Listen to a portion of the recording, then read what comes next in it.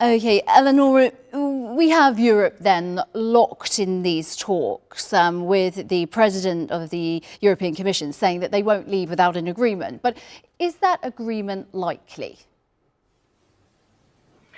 Well, as you correctly underlined, this is a very important measure to be taken. It's not just a financial situation, because, of course, if there is no agreement on this loan, there has to be other ways to find money to support Ukraine. EU support to Ukraine is not in question at the moment. The problem is how to find that money to support Ukraine. But of course, this is a political decision, and if it's not taken, it would have a negative impact on the EU's reputation as well as a strong actor. The EU wants to play a geopolitical role. This is a catchphrase that we've been hearing very often. But it's also a very complex decision, and if Belgium is not reassured about the risks that it's taken, then I'm afraid that the decision will not be taken. But of course, this is not just Belgium being worried about the risks and the potential impact. Also, states like Italy are very much worried about possible retaliation by Moscow, also considering that roughly 70% of Italian companies that were active in Russia before 2022 are still in Russia. And this is, of course, a liability for our government. Eleanor, we've heard about these huge sums of money today that the EU might give to Ukraine in this loan, somewhere in the region of $235 billion worth. Can Europe afford this?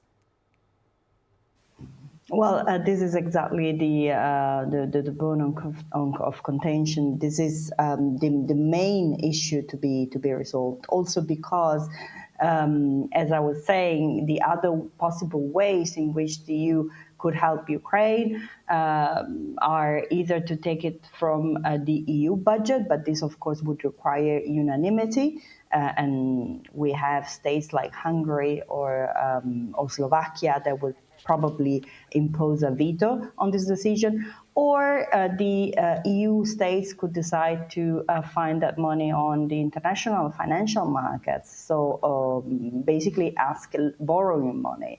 But this is, again, not an ideal solution for states that are highly in debt, and I again want to mention the Italian example. We have a public debt that is worth roughly 140% of our GDP. So, of course, borrowing money to help Ukraine is not an ideal solution either. Yeah, and there's been other countries as well, for example, Spain in the past, who have said that just cannot afford to keep sort of bailing out Ukraine.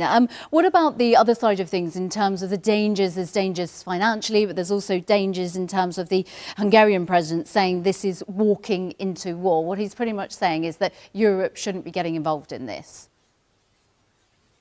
Well, yes, this has been like a long-standing argument of the Hungarian president, but of course the problem with this argument is that diplomacy is not achieving much, and the EU is not considered, has never been considered by the Kremlin as a credible political partner. So in that case, I'm afraid the argument is pretty weak, because the EU, as a whole, could not be involved in diplomacy with Russia in the first place. The Russian government has always been interested in having a bilateral relation with selected EU member states, and Hungary is, of course, one of them because of energy relations, but also because of this warm political relationship that exists between Putin and Orban.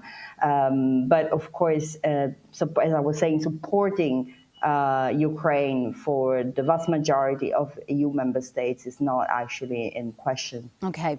Eleonora Tafuro Ambrosetti in Milan, we appreciate your analysis. Thank you.